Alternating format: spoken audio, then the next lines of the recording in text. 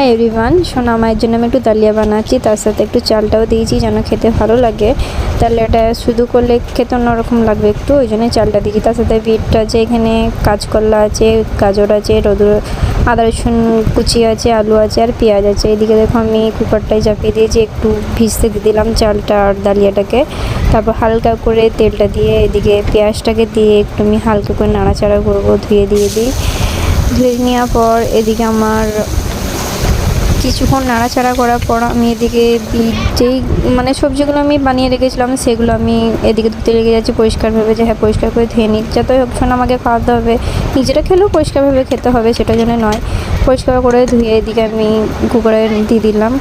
আর এদিকে আমি একটা জিনিস ভুলে গেছি, যে হ্যাঁ আমি যেটা মুসুরি কলাইটা দিয়েছিলাম সেটা আমি ব্লগে এখানে ভরতে ভুলে গিয়েছিলাম, সেটা আমি দিতে পারিনি। এদিকে আমি ডালিয়াটা আর চালটা এদিকে ধুয়ে আমি দিয়ে দিচ্ছি, আর তারপর মুসুরি কলাইটা দিয়েছি সেটা আমি দেখাতে পারি না, আমার মনে ছিল না দেখাতে, সেটা আমি দেখাইনি। তার সাথে মুসুরি কলাইটা দিয়েছিলাম। তারপর কুকারে সিটি হওয়ার পরে দেখো ডালিয়াটা কেমন কি সুন্দর লাগছে।